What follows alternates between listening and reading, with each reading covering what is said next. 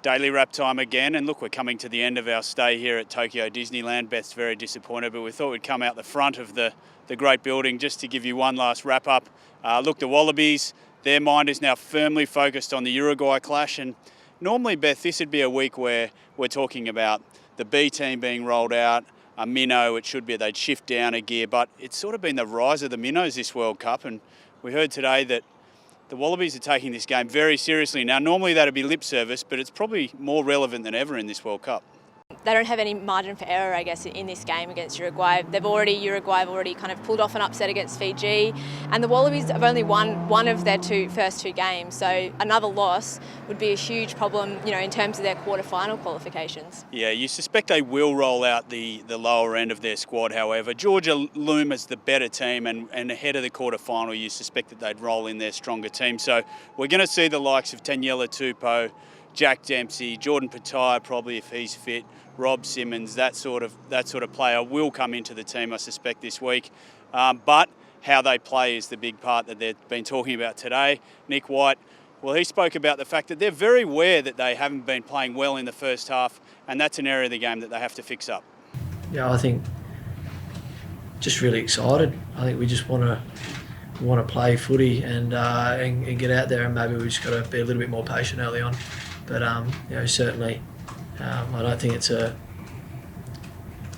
not like a case of like we're not ready and not wanting it and not physically up for the game. I think it's maybe just we're too excited and maybe just got to build into the game a little bit more and maybe show a little bit of restraint. So Beth, we've discussed this, playing half an hour of good footy in a World Cup game, a World Cup tournament, just isn't going to be enough to do any good, is it? No, it's not. We've already seen, the first two matches, the Wallabies have put themselves in massive holes after, slow starts, and they can't afford to do it again because it could cost them a quarter-final spot. So the World Cup keeps rolling on. Australia have obviously got Uruguay. They go down to Oita. They name their team tomorrow, go down to Oita on Thursday, ahead of the game on Saturday. New Zealand are back in action, of course, on Wednesday night against Canada, and we're going to see a little bit of a garment change, I suppose you'd call it, from Ardie Savea. Beth, what are we talking about? Yeah, he's got a new accessory he's going to be wearing. He's going to be wearing a pair of goggles on Wednesday night, and it's because his vision has been deteriorating in his left eye, and he's really concerned, as the father of a young child, that his vision can get worse through his rugby career, and it's a serious problem. There's lots of guys who, have seen what Ardie's going to do and said, I wish I'd done that in my career, because their vision has, gone backwards because of playing footy. So, it might look a bit funny to start with, but it's a really important thing that he's doing, and expect to see more of it probably. Yeah, I think you will. A bit of eye protection there makes sense. We're all about head and neck protection. Maybe eye protection is the new area.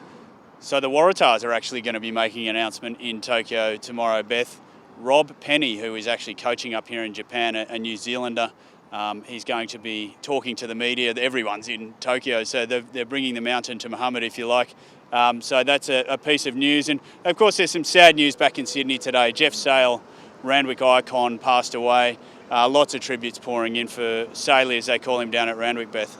Yeah, the flags were flying at half-mast at Coogee Oval today. It's a sign of the impact that he's had on that club, and as you say, so many, including Wallabies attack coach Sean Byrne, paying tribute to him and the impact that he had on so many people today. Yeah, well, he was a mentor to so many of those great Randwick teams and players from the 80s.